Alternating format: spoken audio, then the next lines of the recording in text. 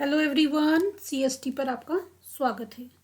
Friends, last session में हमने कुछ 25 क्वेश्चन डिस्कस किए थे, तो ये आज हमारा DSSB प्रीवियस ईयर सीरीज़ का पार्ट 2 है, जिसमें हम कुछ 15 क्वेश्चन डिस्कस करेंगे। तो चलिए दोस्तों, स्टार्ट करते हैं आज का session.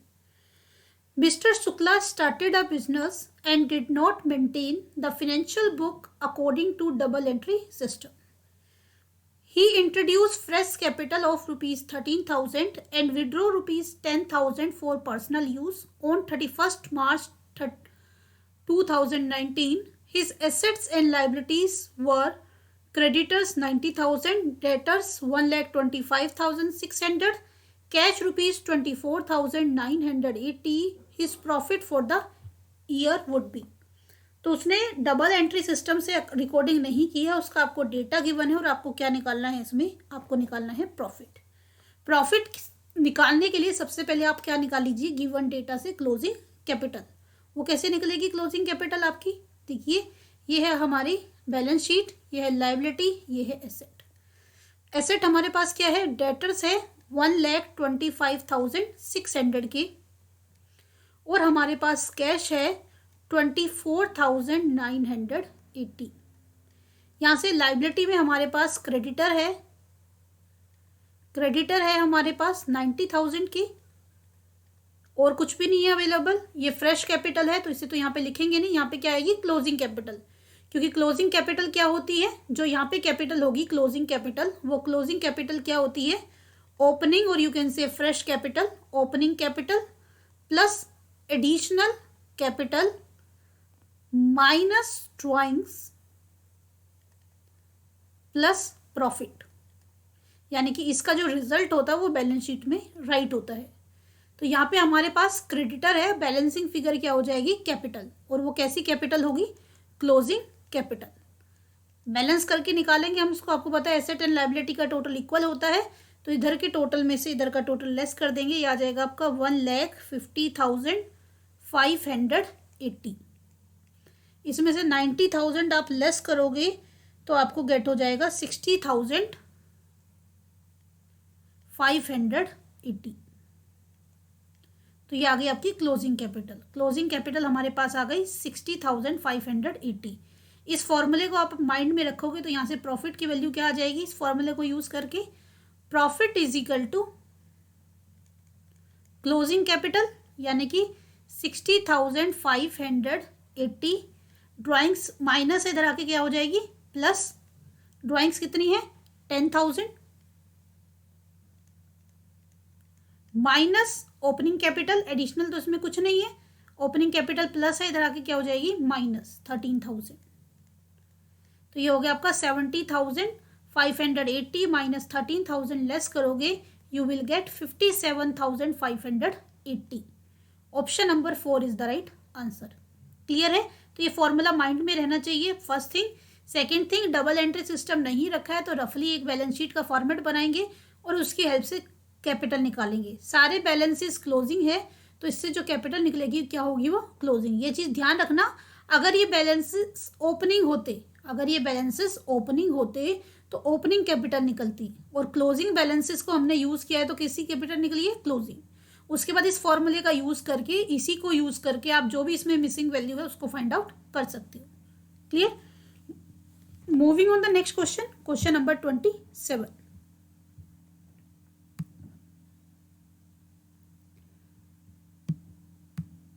Question number 27। Dash is a process of discussion and negotiation between two parties, one or both of whom is a group of person acting in concern. देखिए, नेगोशिएशन होती है टू और मोर पार्टी के बीच में, और हर एक पार्टी एक्टिव रहती है। एक्टिंग इन कंसर्न का मतलब है उसमें पार्टिसिपेट करती है, तो उसको क्या कहते हैं? उसको बोलते हैं collective bargaining. Option number C is the right answer, option number 3 is the right answer. Collective bargaining में किस किस चीज को लेके बार्गेनिंग होती है, नेगोशिएशन होता है? Collective bargaining process in which working people through their union के थ्रू वो अपनी जो भी अपनी प्रॉब्लम्स होती है उनको रखते हैं मैनेजमेंट के सामने।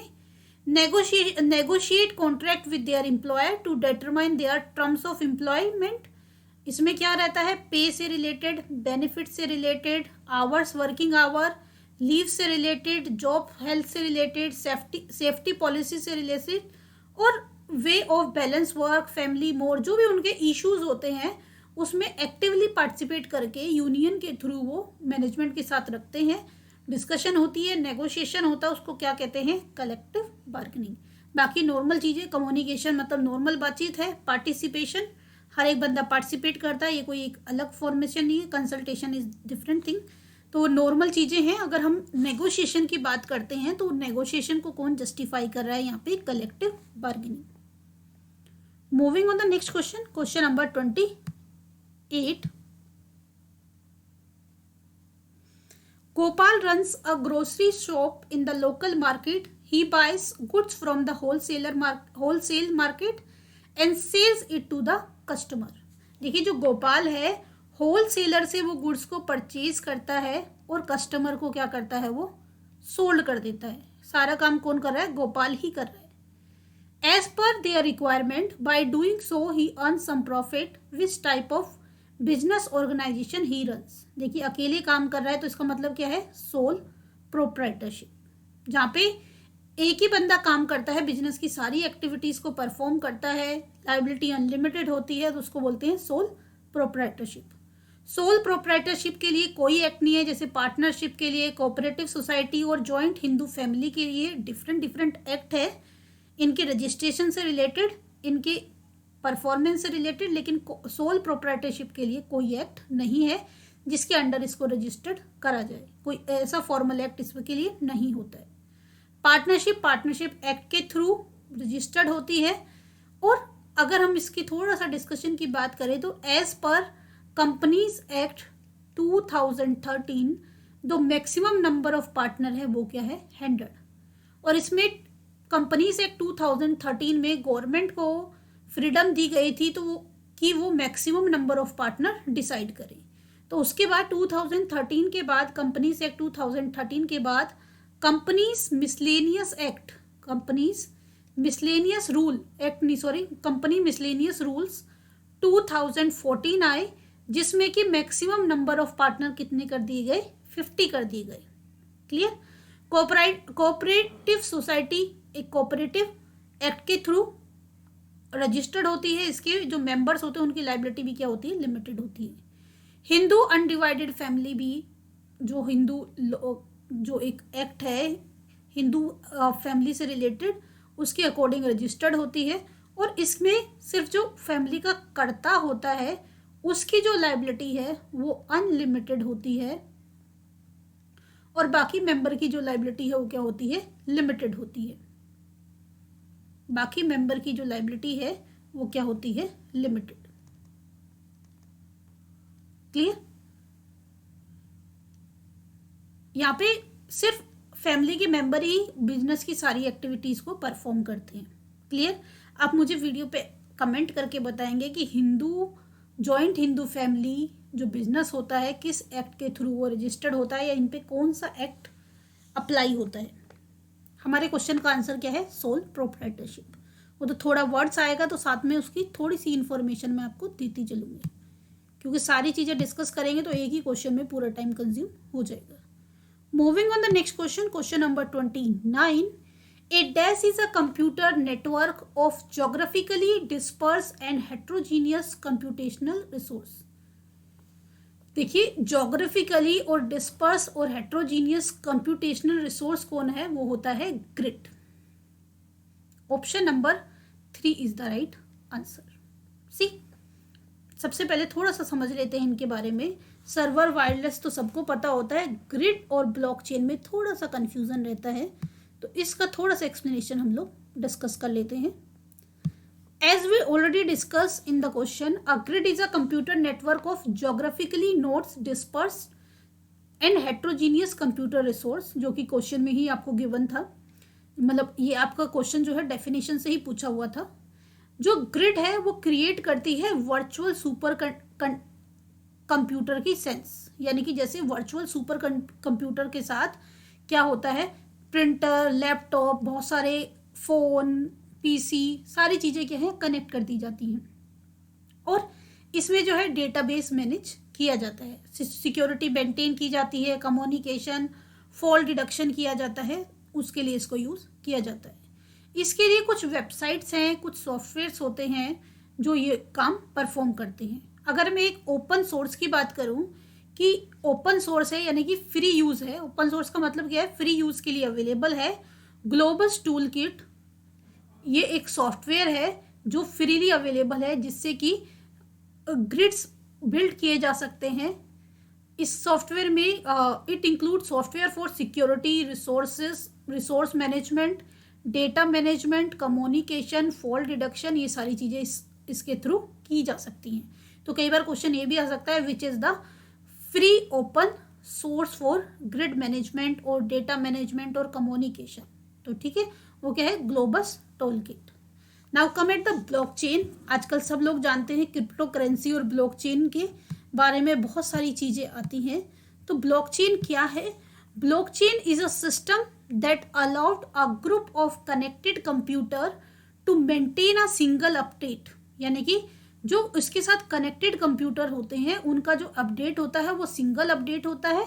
And secure ledger which is updated only, secure ledger होता है जो कि कब अपडेट होता है, after all nodes in the network authenticate the transaction. जब सारे नोड्स ट्रांजेक्शन को ऑथेंटिकेट कर देते हैं तभी वो सिंगल लेजर क्या होता है, अपडेट होता है।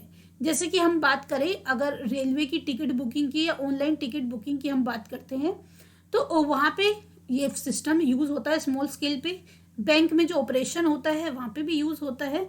और अगर हम लार्ज स्केल में बात करें तो डिजिटल करेंसी में, जिसको क्रिप्टो करेंसी भी आप बोलते हैं और बहुत सारी और भी चीज़ें चल रही हैं, वहाँ पे जो यूज़ होता है वो किसका यूज़ होता है, ब्लॉकचेन का। यानी कि अलग अलग जो ग्रुप है वो कनेक्ट होते हैं और कनेक्ट होने के बाद सारे नोड से जब ऑथेंटिकेट हो जाती है ट्रांजैक्शन, उसके बाद वो सिक्योर लेजर में अपडेट हो जाती है। बस मैं बेसिक बता रही हूँ, बाकी तो टेक्निकल बंदा ही इसको आपको बता पाएगा, जितना मुझे नॉलेज है उसके बारे में और जितना एज अ कॉमर्स स्टूडेंट हमें पता होना चाहिए। एटलीस्ट बेसिक आपको पता होना चाहिए, क्योंकि ज़्यादातर अगर क्वेश्चन आते तो डेफिनेशन से आता है या फिर कोई आपको दे सकते हैं कि डिजिटल करेंसी में किसका यूज़ किया जाता है, ब्लॉकचेन, ग्रिड, जैसे अभी डेफिनेशन से क्वेश्चन आया था, बैंक ऑपरेशन में कौन से फंडे का यूज़ किया जा सकता है। तो इस टाइप से आपके लिए ये क्वेश्चन फॉर्म हो सकता है।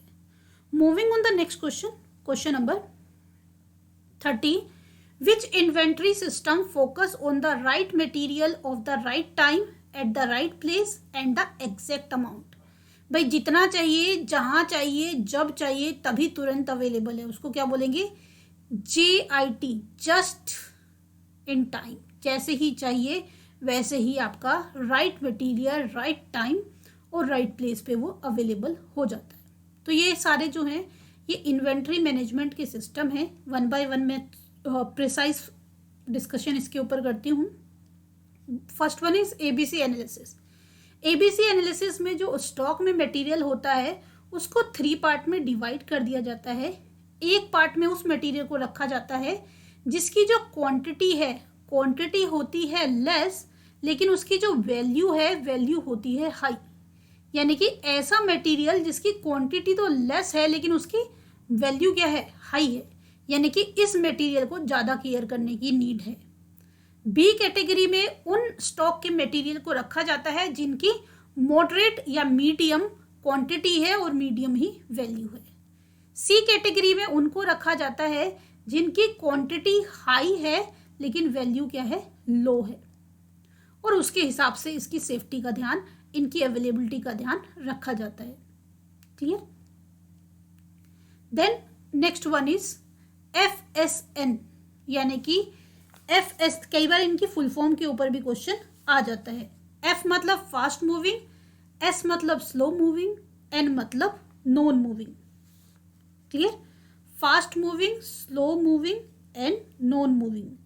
अब बात करते हैं इनके बाद में।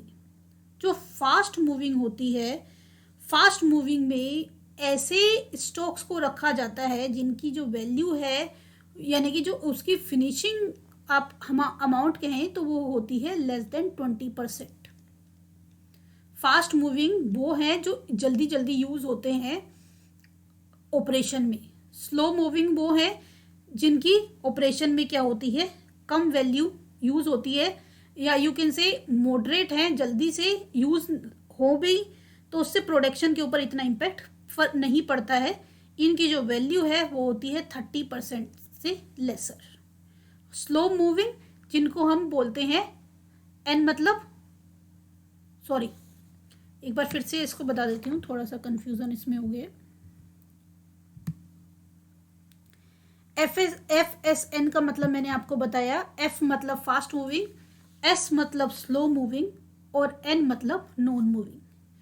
फास्ट मूविंग गुड्स वो होते हैं जिनका जो यूसेज है वो 20% है, यानी कि बहुत जल्दी वो यूज़ हो रहे हैं, इनकी वैल्यू लेस देन 20% है, लेकिन ये बहुत जल्दी इसका यूसेज हो रहा है तो इसकी अवेलेबिलिटी के ऊपर ज़्यादा फोकस किया जाता है। तो फास्ट मूविंग की जो वैल्यू है स्टॉक की या क्वांटिटी है वो क्या होती है, लेस देन 20%। स्लो मूविंग की क्या होती है, लेस देन 35%, यानी कि ये मॉडरेट है, मॉडरेट केयर की इनको नीड होती है as compare to fast moving. Non moving कम यूज़ होते हैं, इनको ज़्यादा मेंटेन करने की या इनका ऑर्डर प्लेस करने की ज़रूरत नहीं होती है, प्रोडक्शन प्रोसेस के ऊपर इतना इम्पैक्ट इसका नहीं पड़ता है, इनकी वैल्यू 55 to 60% होती है। जो ये नॉन मूविंग होते हैं इनको हम डेड स्टॉक भी कहते हैं, this is also called dead stock. Clear? Just in time हमने डिस्कस कर लिया। वेट एनालिसिस का मतलब है विटल, असेंशियल एंड डिजायरेबल। देखिए वाइटल का मतलब क्या हो गया, वाइटल, असेंशियल, डिजायरेबल। वाइटल वो गुड्स हैं, वो मटेरियल है स्टॉक में जिनके बिना, वो रॉ मटेरियल है जिनके बिना प्रोडक्शन प्रोसेस क्या है, बिल्कुल रुक जाएगी। वाइटल मीन्स वो सारे रॉ मटेरियल, वो सारे स्टॉक के आइटम जिनके बिना प्रोडक्शन प्रोसेस बिल्कुल रुक जाएगी, यानी कि इसमें सारी वो चीज़ें आती हैं जो कि प्रोडक्शन प्रोसेस के लिए नेसेसरी है। असेंशियल वाइटल के बाद आते हैं, इनकी मॉडरेट वैल्यू है, इससे क्या है, टेम्परेरी लॉस होता है, असेंशियल से टेम्परेरी लॉस होता है जिसको कवर किया जा सकता है। और डिजायरेबल ये है कि जिससे, जिनके ना होने से माइनर सा स्टॉपेज, यानी कि थोड़े टाइम के लिए स्टॉपेज होगा, ज़्यादा स्टॉपेज प्रोडक्शन प्रोसेस में नहीं होगा। तो जैसी इनकी इंपॉर्टेंस है वैसी इनके ऑर्डर प्लेस करने के लिए, इनकी सिक्योरिटी के लिए, इनकी मैनेजमेंट के लिए अरेंजमेंट की जाती है। तो ये स्टॉक मैनेजमेंट के तरीके हैं जिसमें कि समटाइम इनकी फुल फॉर्म भी आ जाती है। एक बार फिर से रिपीट कर रही हूँ, FSN fast moving, slow moving, non moving. Non moving is also called deadlock. और इसमें vital, essential and desirable. Vital वो जो कि प्रोडक्शन प्रोसेस के लिए नेसेसरी है, जिसके बिना प्रोडक्शन ही कंपनी में रुक जाएगा। असेंशियल मॉडरेट, प्रोडक्शन तो रुकेगा लेकिन उसको रिकवर किया जा सकता है, इसका जो लॉस है वो टेम्परेरी होता है। और डिजायरेबल वो है जिनके बिना थोड़े टाइम के लिए प्रोडक्शन स्टॉप होता है, यानी कि इनको आसानी से अरेंज किया जा सकता है। Clear? Now moving on the next question, question number 31। Question number 31, which of the following is not a criteria for a current assets. इसमें से कौन सा करंट एसेट के कंसर्न में सही नहीं है। It is expected to be useful for a long time. ये लॉन्ग टाइम के लिए क्या होती है, यूजफुल रहती है। It is primary for the purpose of being traded. इसका जो यूज है वो ट्रेड और रीसेल के लिए किया जाता है। It is expected to realise in the normal operating cycle. जो नॉर्मल ऑपरेटिंग साइकिल या फाइनेंशियल ईयर के अंदर ऑपरेटिंग साइकिल होता है उसमें इसकी वैल्यू मिल जाती है, रियलाइज हो जाती है। It is expected to realise within 12 month. इसका जो रियलाइजेशन है वो 12 मंथ से पहले हो जाता है।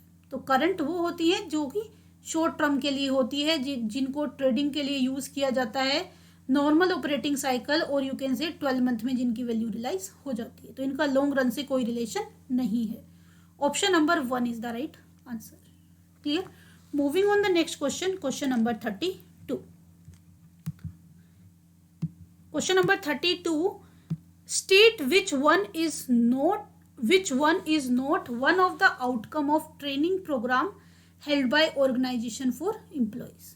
ऑर्गेनाइजेशन एम्प्लॉयज़ के लिए जो ट्रेनिंग प्रोग्राम कंडक्ट करती है, इनमें से उसका आउटकम कौन सा नहीं है? उनकी पर्सनल ग्रोथ होती है, आउटपुट है। इंक्रीज वेजेस होता है, असेंशियल नहीं है, कि जरूरी नहीं है, नेसेसरी नहीं है कि ट्रेनिंग से जो वेजेस है वो इंक्रीज हो। इंक्रीजिंग प्रोडक्टिविटी, ट्रेनिंग से जो प्रोडक्टिविटी है वो इंक्रीज होती है, करेक्ट है। ऑब्सोलेसेंस प्रिवेंशन, जो बेकार चीज़ें होती हैं वो प्रिवेंट होता है। और दूसरी चीज़ है, नई टेक्निक्स आती है तो ट्रेनिंग से उस पर्टिकुलर टेक्निक की ट्रेनिंग देके उसका यूज़ किया जा सकता है, तो वो सारी चीज़ें भी पॉसिबल है ट्रेनिंग के थ्रू। तो आंसर क्या हो जाएगा? ऑप्शन नंबर सेकेंड, क्योंकि ज़रूरी नहीं है कि अगर ट्रेनिंग हुई है तो उसके बाद इंक्रीज हो wages. Moving on the next question, question number 33।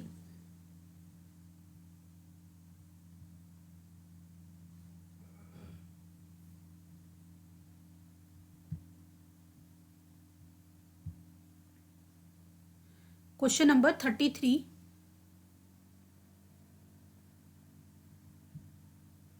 Identify the method of job evaluation which involve mental requirement, skill, physical requirement, etc. as critical factor. इनमें से कौन सा जॉब इवेल्युएशन का मेथड है जो कि जिसके लिए यू कैन से mental requirement, skill, physical requirement की नीड है? तो वो होता है फैक्टर कंपैरिजन मेथड। डिस्कस कर लेते हैं थोड़ा सा सारे मेथड्स को। जो हमारे क्वेश्चन पूछा था ये डेफिनेशन से, एक्सप्लेनेशन से ही क्वेश्चन है। सी, फैक्टर कंपैरिजन में क्या करते हैं? फैक्टर कंपैरिजन में सारे जो जॉब्स हैं उससे रिलेटेड फैक्टर, जो मेंटल रिक्वायरमेंट है, फिजिकल रिक्वायरमेंट है, स्किल रिक्वायरमेंट है, वर्किंग कंडीशन है, रिस्पॉन्सिबिलिटी है, इन सारे फैक्टर्स को आइडेंटिफाई किया जा सकता है। Identification of factor that are present to some degree in all jobs in organisation. तो सारे फैक्टर्स को एनालाइज किया जा सकता है फैक्टर कंपैरिजन मेथड में। जॉब रैंकिंग में क्या करते हैं? जॉब के बीच में कंपैरिजन करते हैं और कंपेयर करके जो जॉब है उनका जो रैंक है वो डिसाइड करते हैं। लेकिन यहाँ पे जो पॉइंट नोट करने का है वो है रैंकिंग कैसे स्टार्ट होती है? Starting with the least important, जो कम इम्पोर्टेंट जॉब है उसकी रैंकिंग फर्स्ट होगी, और उसी तरह से moving to the most important. इसके ऊपर भी क्वेश्चन बन सकता है कि जॉब रैंकिंग मेथड में जो रैंकिंग है वो कहाँ से स्टार्ट होती है? लीस्ट इम्पोर्टेंट या लोअर इम्पोर्टेंट से और हाईएस्ट इम्पोर्टेंट तक जाती है। यानी कि फर्स्ट रैंक किसका है? जो कम इम्पोर्टेंट है एक ऑर्गेनाइजेशन के लिए। क्लियर? तो जॉब रैंकिंग मेथड में क्या करते हैं? जॉब्स का कंपैरिजन करते हैं और इसके बेस पे उनको रैंकिंग प्रोवाइड की जा सकती है, की जाती है। और रैंकिंग प्रोवाइड कैसे की जाती है? जो लेस इंपॉर्टेंट जॉब है उसकी रैंकिंग 1 है, और जो ऑर्गेनाइजेशन के लिए मोस्ट इंपॉर्टेंट जॉब है उसकी रैंकिंग क्या है? हाई है। Moving on the next question, अभी इसके 2 पॉइंट्स हो रहे हैं। Point rating method. The point method is widely used to evaluate job in the organisation. It is quantitative technique. जो पॉइंट रेटिंग मेथड है वो क्वांटिटेटिव टेक्निक है जॉब की, यानी कि क्वांटिटेटिव मतलब जिसे नंबर में मेजर किया जाता है। Under this method component factor of job are ascertain and define. यहाँ पे जॉब से रिलेटेड जो भी कंपोनेंट है, फैक्टर है, उनको डिफाइन किया जा सकता है। Degree of each factor in job, हर एक फैक्टर की डिग्री डिसाइड की जा सकती है। Point are assigned for each degree of each factor, और हर एक फैक्टर के लिए पॉइंट दिए जाते हैं। यानी कि हमें पूरा जॉब इवेल्युएशन करना है तो ये तरीके हैं किस तरह से उसको हम कैलकुलेशन करते हैं, जॉब इवेल्युएशन करते हैं। Corresponding point of each factors are summed, और हर एक फैक्टर के ऊपर सारी जॉब्स को हम पॉइंट देते हैं, फिर उनको सम करते हैं। Job with similar point value are place in similar pay grade pay, और फिर हम जब डिसाइड करते हैं कि किस जॉब के लिए कितनी पेमेंट की जाए तो उसके जितनी जॉब्स को सेम पॉइंट मिलते हैं उनको सेम ग्रेड पे और स्केल में और यू कैन से सेम पेमेंट में रखते हैं। यानी कि तरीका है कि किस जॉब के लिए, किस पोजीशन के लिए क्या सैलरी असाइन की जाए, क्या रेम्यूनरेशन दिया जाए, क्या वेजेस दिया जाए, उसके लिए क्या करते हैं, बहुत सारे फैक्टर्स लेते हैं और हर एक जॉब को उस फैक्टर्स पे रेट करते हैं, उसके लिए पॉइंट डिसाइड करते हैं। पॉइंट डिसाइड करने के बाद सबका पॉइंट का टोटल करते हैं, जिसके जितने ज़्यादा पॉइंट होते हैं उतनी उसकी सैलरी होती है। उसके अलावा जिनके सेम पॉइंट है उनको सेम ग्रेड पे किया जाता है, पे किया जाता है। जॉब क्लासिफिकेशन मेथड जो है वो नॉन क्वांटिटेटिव, ध्यान रखना, पॉइंट रेटिंग मेथड क्वांटिटेटिव है जिसमें नंबर, जैसे आपने देखा कि हर एक फैक्टर को क्या दिए गए, कुछ नंबर दिए गए। और जॉब क्लासिफिकेशन नॉन क्वांटिटेटिव है मेथड ऑफ जॉब इवेल्युएशन, यानी कि इसमें नंबर प्रोवाइड नहीं कर सकते। और you can say this is qualitative, non quantitative, और you can say this is qualitative method of job evaluation. Under this method, different job within an organization are ascertained and divide into various grades. जो jobs है उनको अलग अलग grade में divide कर दिया जाता है। jobs requiring similar efforts, अब यहाँ पे नंबर नहीं देख रहे, efforts, knowledge, ability, responsibility, उसके हिसाब से जॉब इवेल्युएशन किया जाता है और जॉब को रैंकिंग प्रोवाइड की जाती है। तो दोनों में फर्क है, रेटिंग में, पॉइंट रेटिंग में नंबर प्रोवाइड किया जा सकता है और यहाँ पे एफर्ट्स, नॉलेज और एबिलिटी के बेस पे उसकी वैल्यू डिसाइड की जाती है कि किस में ज़्यादा एफर्ट्स की ज़रूरत है, नॉलेज की ज़रूरत है, एबिलिटी की ज़रूरत है, उसके हिसाब से उस जॉब की रैंकिंग असाइन की जाती है। Clear? Now moving on the next question. Question number 34, Which of the following is not a characteristics of partnership form of business organization? Partnership का कौन सा करेक्टर इसमें से नहीं है? प्रिंसिपल एजेंट रिलेशनशिप होता है पार्टनर का, करेक्ट है दोनों में, क्योंकि जो पार्टनर है वो फर्म के एजेंट के फॉर्म में काम करते हैं। Can raise unlimited capital, partner जो है अनलिमिटेड कैपिटल रेज कर सकते हैं, ये रॉन्ग पॉइंट है पार्टनरशिप के कंसर्न में। भाई जितने पार्टनर है उनके पास जितना इन्वेस्ट करने के लिए है या जितना वो इन्वेस्ट करते हैं वहां तक लिमिटेड है, यानी कि अनलिमिटेड कितनी भी कैपिटल रेज कर ली। कॉन्ट्रेक्चुअल रिलेशनशिप है, ये भी करेक्ट है, और लॉफुल बिजनेस होना चाहिए, ये भी करेक्ट है। तो आंसर क्या हो जाएगा? Option number second is the right answer. Moving on the next question, question number 35। Question number 35, which of the following is not true in respect of significance of financial analysis? Financial analysis के concern में इनमें से कौन सी बात true नहीं है, not true कह रहा है। It reflects changes in price level, जो प्राइस में चेंजेस आता है वो फाइनेंशियल एनालिसिस में शो होता है, ऐसा कुछ नहीं है, यही हमारा आंसर हो गया, क्योंकि फाइनेंशियल एनालिसिस का प्राइस चेंज से कोई रिलेशन नहीं है। वो इन्फ्लेशन अकाउंटिंग में उसके लिए अकाउंटिंग मॉडल डिसाइड होते हैं, यहाँ पे उसका कोई रिलेशन नहीं है। तो नोट ट्रू पूछा था, यही नोट ट्रू है, बाकी भी डिस्कस कर लेते हैं। It's significant for stock exchange authority, भाई फाइनेंशियल जो एनालिसिस है स्टॉक एक्सचेंज अथॉरिटी के लिए भी यूजफुल है, क्योंकि शेयर्स की वैल्यू जो डिसाइड होती है वो बिजनेस की अर्निंग के बेस पे, बिजनेस कितना अच्छा कर रहा है उसके बेस पे, उसकी पोजीशन के बेस पे, उसकी फाइनेंशियल स्टेटस के बेस पे, एनालिसिस के बेस पे होता है। तो एनालिसिस यूजफुल है इसके लिए। इट हेल्प टू जज the efficiency of business, analysis से बिजनेस की एफिशिएंसी पता चलती है। It helps to identify the trend of business, business के ट्रेंड के बारे में पता चलता है। तीनों करेक्टर हैं, लेकिन प्राइस लेवल का एनालिसिस से कोई रिलेशन नहीं है। Moving on the next question, question number 36, opening capital is ascertain bye preparing. देखिए जो अकाउंट जो है सिंगल एंट्री सिस्टम से बनते हैं। सिंगल एंट्री सिस्टम में हम ओपनिंग स्टेटमेंट ऑफ अफेयर और क्लोजिंग स्टेटमेंट ऑफ अफेयर बनाते हैं, और एक बनती है एडजस्टेड स्टेटमेंट ऑफ अफेयर। अगर ओपनिंग कैपिटल की बात करें तो ओपनिंग कैपिटल किससे निकलती है? ओपनिंग स्टेटमेंट ऑफ अफेयर से। और जो क्लोजिंग कैपिटल है वो किससे निकलेगी? Closing capital closing statement of affair से। Closing capital closing statement of affair से, ठीक है। और स्टेटमेंट ऑफ अफेयर किसमें बनते हैं? सिंगल एंट्री सिस्टम में। वहां पे बैलेंस शीट की जगह क्या बनता है? Statement of affair. Moving on the next question, question number 37, A company में वाइंड अप वॉलेंट्री अंडर। एक जो कंपनी है वो वॉलेंट्री वाइंड अप, इसमें से जो गिवन ऑप्शन है कौन सा उसका सेक्शन जो है इंसॉल्वेंसी एंड बैंकरप्सी कोड 2016 का अप्लाई होगा। तो वो अप्लाई होगा section 59 of the insolvency and bankruptcy code 2016। Option number 3 is the right answer.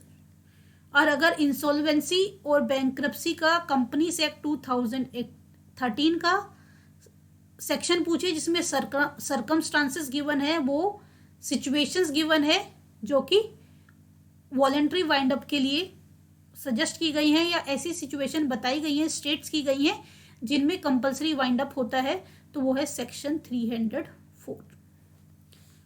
Clear? Moving on the next question, question number 38। Identify which of the following statement is not about idea of a smart city. Smart city से connected इसमें से कौन सी statement नहीं है? Smart building use sensor to detect remotes etcetera. भाई sensor लगा होता है स्मार्ट में, सब चीज़ें पता चल जाती हैं उसके through. Smart city makes use of computer and communication technology efficiently. This is also correct for smart city. Transportation system is complex in smart city. देखिए स्मार्ट सिटी का ट्रांसपोर्ट सिस्टम को कॉम्प्लेक्स बनाने से कोई रिलेशन नहीं है। Bridge are design with wireless signal to detect any looseness और crack. भाई कोई क्रैक आया है, कहीं पे कुछ प्रॉब्लम हुई है बिल्डिंग में, वो भी पता चल जाता है स्मार्ट सिटी में वायरलेस सिग्नल से। तो ये भी करेक्ट है। तो option number 3 is the right answer. Clear? क्योंकि स्मार्ट सिटी से ट्रांसपोर्ट सिस्टम को कॉम्प्लेक्स करने का कोई रिलेशन नहीं है। Moving on the next question, question number 39।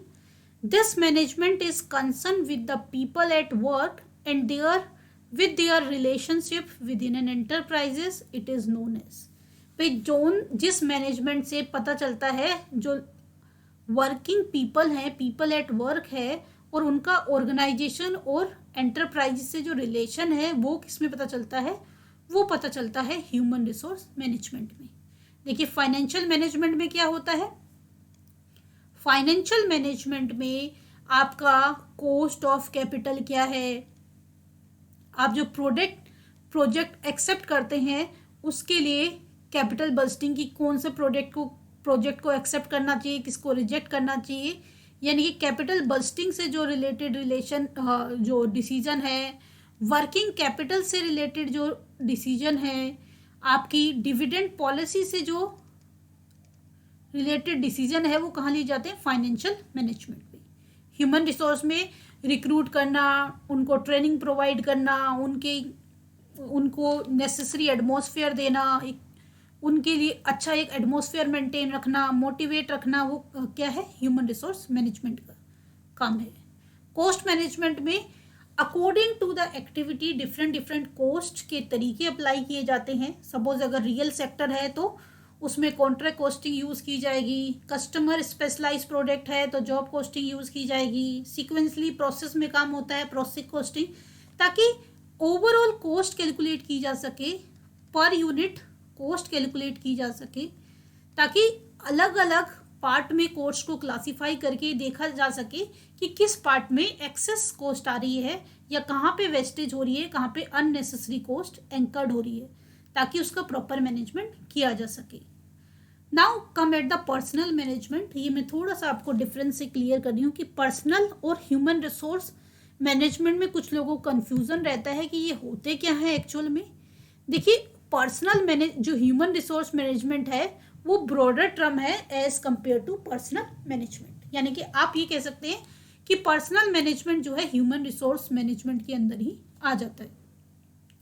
यहाँ पे पीपल एम्प्लॉयड और यहाँ किए जाते हैं, इसमें management of employees skill knowledge ability के बेस पे किया जाता है। यहाँ पे एम्प्लॉय को इकोनॉमिक मैन समझा जाता है, यानी कि उनसे काम लेके उन्हें उसके बदले में सैलरी दी जाती है। यहाँ पे एम्प्लॉय को ट्रीट किया जाता है इकोनॉमिक सोशल और साइकोलॉजिकल, यानी कि हर एक फैक्टर का ध्यान रखा हर एक फैक्टर का ध्यान रखा जाता है। एम्प्लॉय को एक टूल इक्विपमेंट मानते हैं पर्सनल में, लेकिन ह्यूमन रिसोर्स में क्या मानते हैं? उसको रिसोर्स। कई बार इसके ऊपर भी क्वेश्चन आ जाते हैं। Employees are treated at cost centre, therefore management control cost of labour.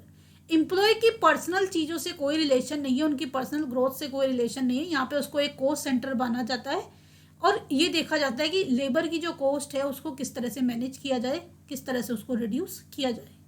यहाँ पे एम्प्लॉय को प्रॉफिट सेंटर माना जाता है एचआरएम में, और उसमें therefore invest in human resources, इसलिए ह्यूमन के डेवलपमेंट के लिए उनको ट्रेनिंग प्रोवाइड की जाती है, उनको रिसोर्सेज प्रोवाइड किए जाते हैं। कोई टेक्निक चेंज हुई है तो उसके लिए उनको अपडेट किया जाता है, सिखाया जाता है ट्रेनिंग प्रोवाइड करके। तो बहुत सारी चीज़ें ऐसी होती हैं जिनके लिए उनके लिए एक फ्रेंडली एटमॉस्फेयर, एक गुड एटमॉस्फेयर क्रिएट किया जाता है, जिससे कि वो अच्छे से काम कर पाएँ, अपनी एक्टिविटी को परफॉर्म कर पाएँ। Employees used as organisation benefit, अपने बेनिफिट के लिए ऑर्गेनाइजेशन एम्प्लॉयज को यूज़ करती है। यहाँ पे जो है employee use for multi mutual, यानी कि दोनों को, अगर ऑर्गेनाइजेशन को कोई बेनिफिट हो रहा है तो एम्प्लॉयज को भी, उसकी फैमिली को भी बेनिफिट और बहुत सारी फैसिलिटीज दी जाती हैं। Personal function is only auxiliary और सेकेंडरी, और ये क्या है, आपका प्लान फंक्शन है। एचआरएम में सारी चीज़ें प्लान करके एक सिस्टमेटिक तरीके से परफॉर्म की जाती हैं। अगर हम पर्सनल मैनेजमेंट की बात करें तो ये शॉर्ट टर्म प्रोस्पेक्टिव होता है, और ह्यूमन रिसोर्स मैनेजमेंट जो है लॉन्ग टर्म से रिलेटेड होता है। Moving on the next question, question number 40 और आज की क्लास का last question. It is the type of accounting which analyse and classify the expenditure as well as the total cost of a particular product, identify the correct option. जिसमें cost को analyse किया जाता है, expenditure को classify किया जाता है और टोटल कॉस्ट को फाइंड आउट किया जाता है पर्टिकुलर प्रोडक्ट की, उसको बोलते हैं cost accounting. Option number 3 is the right answer. Inflation accounting में क्या होता है, इन्फ्लेशन अकाउंटिंग में हम यहाँ पे भी देख सकते हैं, C inflation accounting comprise a range of accounting model designed to correct problem arising from the historical cost accounting in presence of high inflation and hyperinflation। देखिए, अगर हाई इन्फ्लेशन है, रेट ज़्यादा बढ़ जाते हैं, हाइपर इन्फ्लेशन है, और हमें बुक्स ऑफ अकाउंट में हम क्या करते हैं, हिस्टोरिकल कॉस्ट पे अपनी एसेट को रिकॉर्ड करते हैं। तो वैल्यू को बैलेंस करने के लिए बहुत सारे अकाउंटिंग मॉडल प्रिपेयर किए जाते हैं, कैसे उस वैल्यू को मैनेज किया जाता है, जो कि इन्फ्लेशन की वजह से चेंजेस है वैल्यू में, तो वो इन्फ्लेशन अकाउंटिंग में सारी चीज़ें स्टडी की जाती हैं। मैनेजीरियल अकाउंटिंग जो है वो इंटरनल पर्पस के लिए यूज़ की जाती है, यानी कि मैनेजमेंट को बेटर डिसीजन लेने में ये हेल्प करती है। इसमें जो है बहुत सारी स्टेटमेंट बनाई जाती हैं, रिपोर्ट्स बनाए जाते हैं, डॉक्यूमेंट रेडी किए जाते हैं, ताकि हर एक एक्टिविटी के कंसर्न में मैनेजमेंट को पता रहे और वो उस सारी चीज़ों को बेटर डिसीजन मेकिंग में यूज़ कर सके। क्लियर है, ताकि बिजनेस की परफॉर्मेंस जो है वो क्या हो, बेटर हो। क्लियर। और इसका यूज़ किसके लिए किया जाता है, इंटरनल पर्पस के लिए। तो दोस्तों ये थे आज के 40 क्वेश्चन। सेशन पसंद आया हो तो सेशन को लाइक कीजिए, अपने दोस्तों के साथ शेयर कीजिए। अभी तक आपने हमारा चैनल सब्सक्राइब ना किया हो तो चैनल को सब्सक्राइब कीजिए और नोटिफिकेशन के लिए बेल आइकन को प्रेस कीजिए। मिलते हैं दोस्तों नेक्स्ट सेशन में, तब तक के लिए बाय बाय, टेक केयर।